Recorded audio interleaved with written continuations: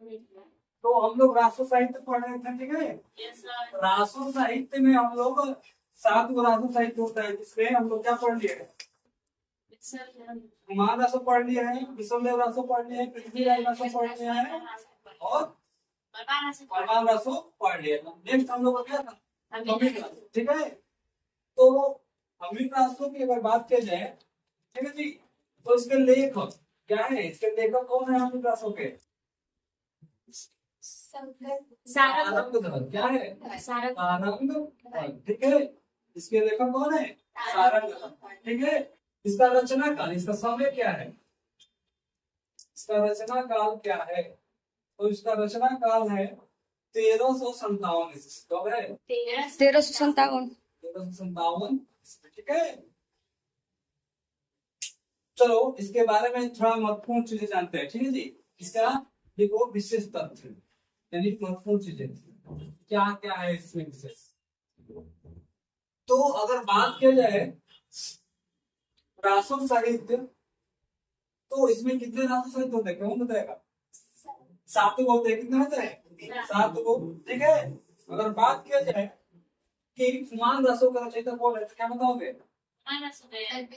दलपति विजय। अगर बात किया जाए विष्णुदेव रासो तो कौन हो गए, दलपति नागा। पृथ्वीराज रासो की बात किया जाए तो चंदन कोटाई। परमार रासो की बात किया जाए तो जगनी। अमीर रासो की बात किया जाए तो सारंगधर।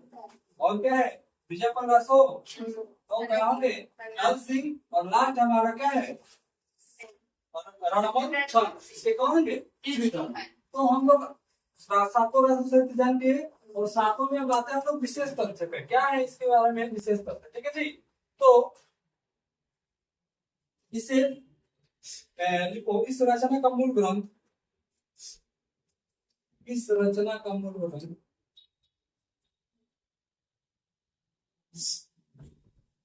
ग्रंथ अभी अपर्याप्त है। अपर्याप्त मतलब क्या होगा जी, अपर्याप्त मतलब कि अभी पूर्ण रूप से नहीं मिला है। हाँ, ठीक है जी। प्राकृत पेंडुलम, एक नाम है प्राकृत पेंडुलम, ठीक है, प्राकृत पेंडुलम।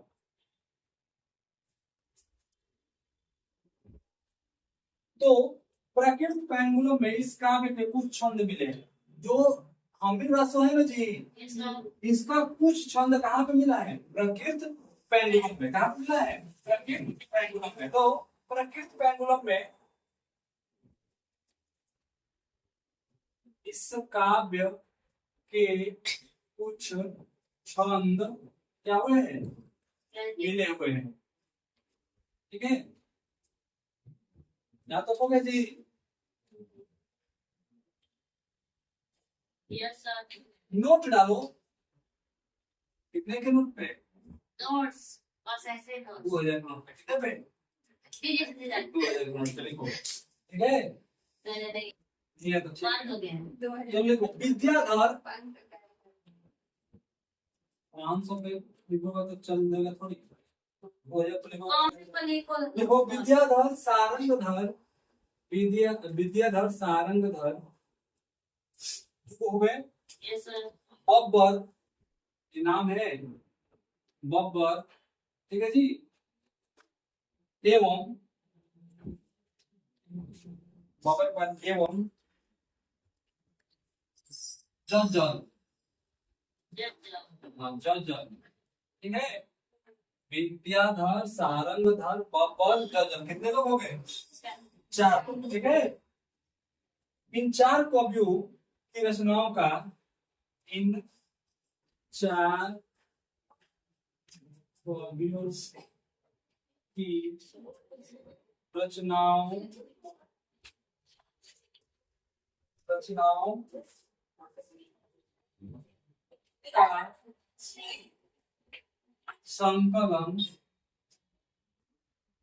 संकलन ही प्राकृत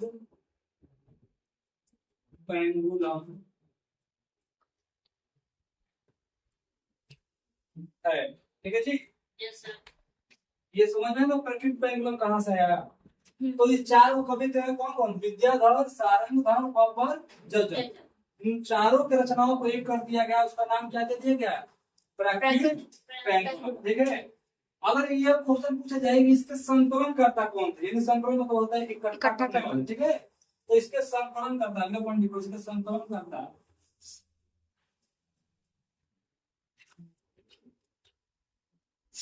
इसके संकलन करता जो थे लक्ष्मीधर थे। कौन थे? लक्ष्मीधर।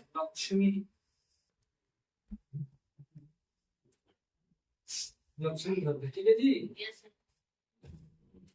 यहाँ तक समझ में आया?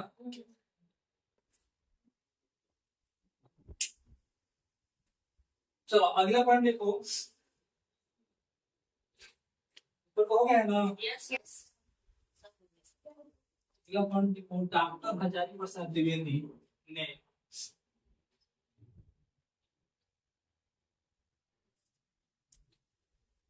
डॉक्टर हजारी प्रसाद द्विवेदी ने, तो हो गया जी, डॉक्टर हजारी प्रसाद द्विवेदी ने अमीर शब्द को अमीर, डॉक्टर हजारी प्रसाद द्विवेदी ने अमीर शब्द को, यहाँ तो हो गया अमीर शब्द को अमीर। ठीक है जी, अमीर का विकृत माना।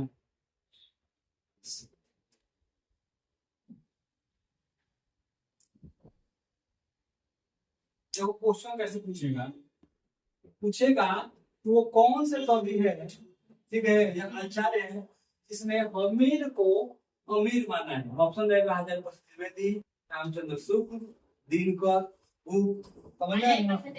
हाँ, हजारी प्रसाद द्विवेदी। समझ में आया ना क्वेश्चन पूछने का तरीका?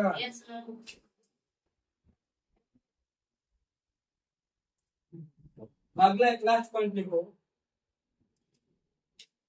आचार्य रामचंद्र शुक्ल ने, या आचार्य रामचंद्र शुक्ल लिखो, आचार्य रामचंद्र शुक्ल ने अमीर रासों से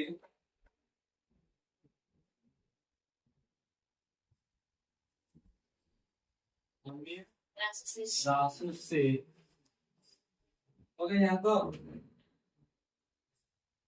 अपभ्रंश। अपभ्रंश सुने हो ना जी? जब हम लोग शुरुआत में पढ़ रहे थे उस टाइम पहले था ना अपभ्रंश भाषा। पहले क्या आया था? संस्कृत, पाली, प्राकृत, अपभ्रंश, अपभ्रंश, अवहट, हिंदी। तो आप याद आया कुछ? तो अपभ्रंश रचनाओं का समाप्ति माना। मतलब कि जो अपभ्रंश रचनाएं थी वो अमित दासों के टाइम आते आते क्या हो गई? खत्म हो गई। क्या हो गई?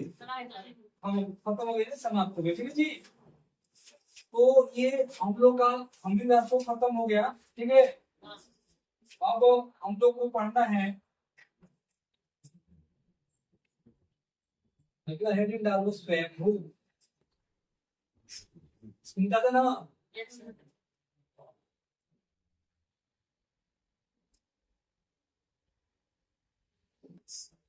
रासो साहित्य खत्म हो गया, इसका ध्यान करें। ठीक है जी,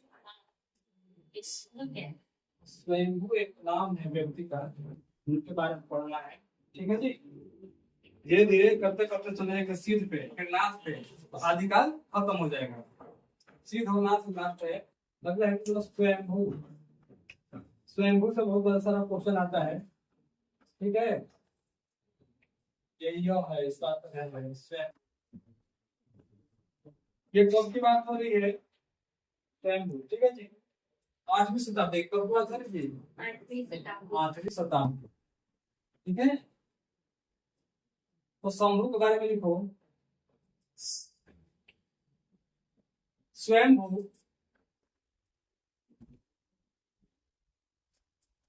783 ईस्वी के आसपास विराजमान। मतलब जो स्वयंभू है ना जी, ये कब की बात हो रही है? 783 ईस्वी के आसपास थे, ठीक है। अब देखो इससे इंपॉर्टेंट क्वेश्चन कौन कैसे बनता है। अब इसे इंपॉर्टेंट क्वेश्चन ये बनेगा कि जैन परंपरा के प्रथम कवि किसे कहा गया है? जैन परंपरा के प्रथम कवि किसे माना गया है? क्या बताओगे? स्वयंभू को। अगले पॉइंट लिखो, स्वयंभू को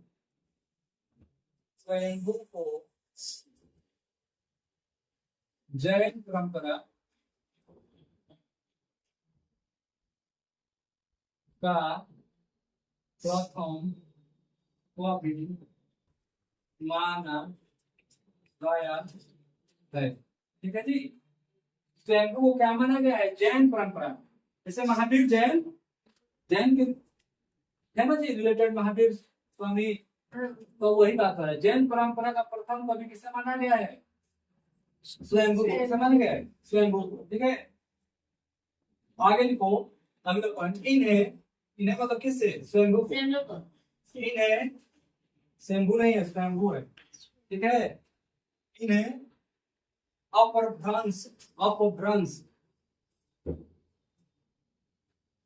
अपभ्रंश का वाल्मीकि, क्या बोला गया है जी? वाल्मीकि।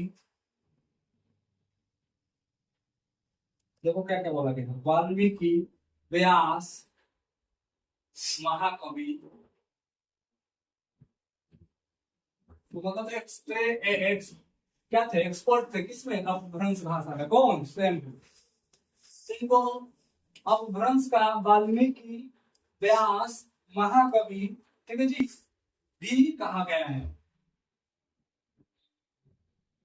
कहा गया है, ठीक है। तो समझ में आ रहा है? तो स्वयंभू को क्या क्या नामों से जाना जाता है उसके बारे में बता रहे हैं कि स्वयंभू को जैन परंपरा का प्रथम कवि माना जाता है, फिर अपभ्रंश का वाल्मीकि, व्यास, महाकवि भी माना गया है, ठीक है।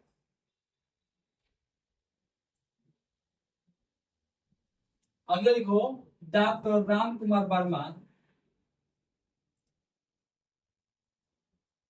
डॉक्टर राम कुमार वर्मा, ठीक है जी, ने स्वयंभू को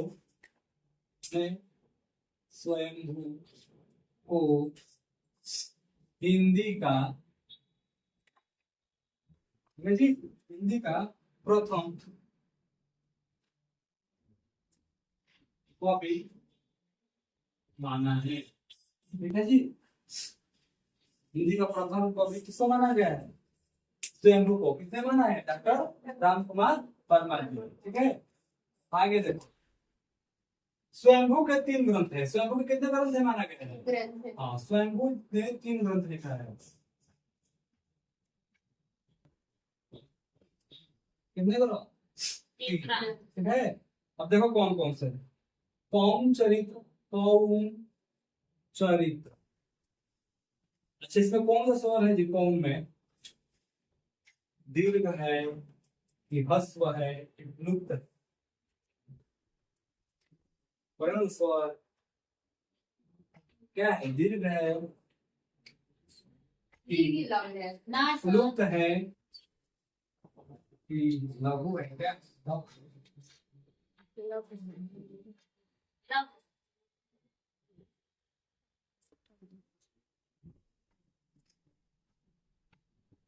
कौन बोल रहा है?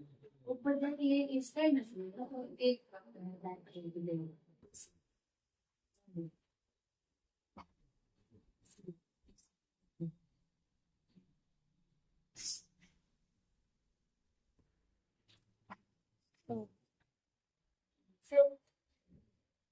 नीचे वाला लोग समझ नहीं।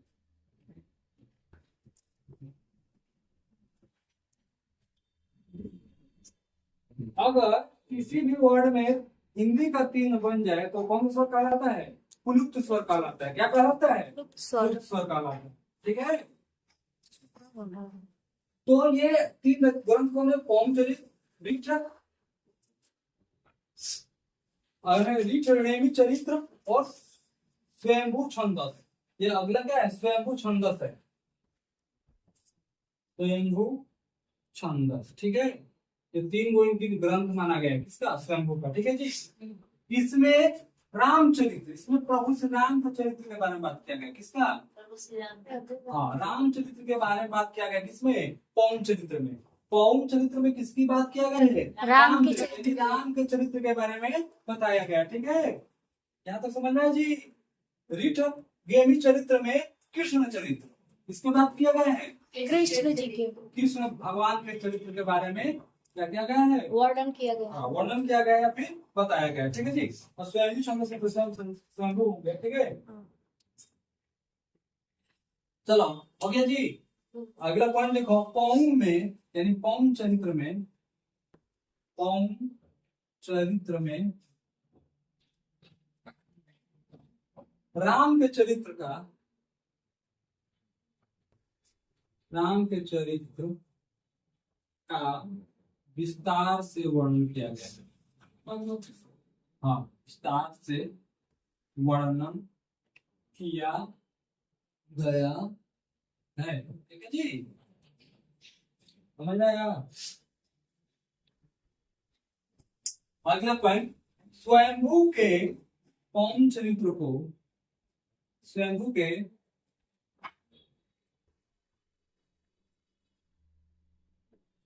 पौन चरित्र को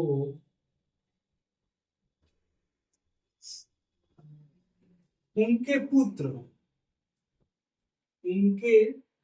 पुत्र थे। ठीक है, उनके पुत्र का नाम था त्रिभुवन। क्या नाम था? त्रिभुवन। त्रिभुवन। ठीक है जी। त्रिभुवन ने पूरा किया। अगर पूछा जाए कि पौन चरित्र को कंप्लीट यानी पूर्ण किसने किया था, तो क्या बताओगे? उनके पुत्र त्रिभुवन ने किया था। ठीक है, एक तो लास्ट क्वेश्चन इंपॉर्टेंट है। भोला शंकर व्यास ने, लिखो, भोला शंकर व्यास ने किसकी बात हो रही है? भोला शंकर व्यास ने, यहाँ तो हो गया, शंभू को, इंपॉर्टेंट है ये, ने स्वयंभू को, स्वयंभू को अपभ्रंश का कालिदास, अपभ्रंश का कालिदास, भोला शंकर व्यास ने स्वयंभू को अपभ्रंश का कालिदास, ठीक है, कहा है। ठीक है जी। ये चार बनाना नहीं, क्वेश्चन आते जाते हैं, बहुत बार पूछा गया कि स्वयंभू को अपभ्रंश का कालिदास किसने कहा है? तो भोला शंकर व्यास जी ने। ठीक है, देखो इनके लास्ट पॉइंट, इनके समकालीन, इनके समकालीन, इनके समकालीन, ठीक है जी,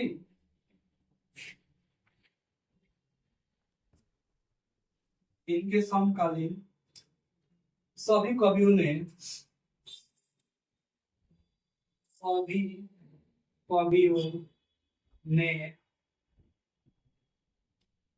इन्हें कवि कहा है। ठीक है जी। हाँ, कवियों का कवि, कवि मतलब क्या होगा? कवियों का कवि। ठीक है, समकालीन मतलब क्या होता है जी? जब एक ही समय पर दो घटनाएं घटेगी तो क्या कहलाएगा? समकालीन। ठीक है, तो अगर बात की जाए शंभू की, तो ये शंभू कब थे? 8वीं शताब्दी में थे। इनका अगर जन्म की बात किया जाए तो 783 के आसपास में ये थे विराजमान। शंभू को जैन परंपरा का प्रथम कवि माना गया है। ठीक है, इन्हें अपभ्रंश का ये स्टार क्वेश्चन है, बहुत बार रिपीट हुआ क्वेश्चन ये। इन्हें अपभ्रंश का वाल्मीकि व्यास महाकवि भी कहा जाता है। ठीक है, ये भी क्वेश्चन बढ़िया क्वेश्चन है। डॉक्टर राम कुमार वर्मा ने स्वयंभू को क्या कहा है? तो डॉक्टर राम कुमार वर्मा ने स्वयंभू को हिंदी का प्रथम कवि माना है। ठीक है जी। स्वयंभू के 3 ग्रंथ, कितने ग्रंथ? 3 ग्रंथ, पौम चरित्र, गेमी चरित्र, स्वयंभू छंदस। तो पौम चरित्र में राम के चरित्र का वर्णन किया गया है, ऋठ गेमी चरित्र में कृष्ण चरित्र के बारे में दिया गया है, स्वयंभू छंदस में स्वयंभू के बारे में। पौम चरित्र में राम के चरित्र का सविस्तार, मतलब पूरा विस्तार से बताया गया कि प्रभु श्री राम क्या थे, कैसे थे, क्या किया है, क्या नहीं किया, सब कुछ। ठीक है। स्वयंभू के पौम चरित्र को उनका पूरा उनके बेटे भुवन ने किया था। ठीक है। भोला शंकर व्यास ने स्वयंभू को अपभ्रंश का कालिदास कहा है। इनके जो समकालीन कवि थे, इन्होंने क्या कहा? कुकवि कहा। क्या कहा है इनको? कुकवि कहा है। अगला एक लास्ट पॉइंट देखो, स्वयंभू हिंदी के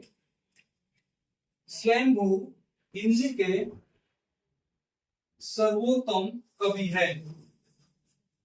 हिंदी के सर्वोत्तम कवि है। ये किसने बोला है? तो राहुल सांस्कृत्यायन में। कौन इसने बोला है? राहुल सांस्कृत्यायन जी ने कहा है। क्या कहा है?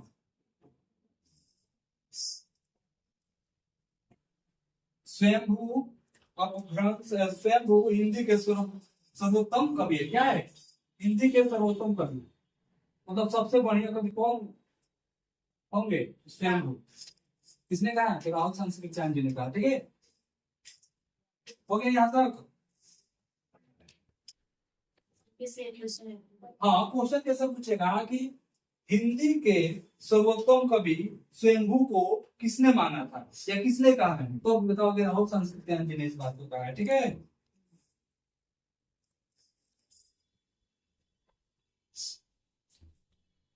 अगर इसमें सर्ग की बात की जाए तो इसमें 12 को सर्ग है। कितने सर्ग है?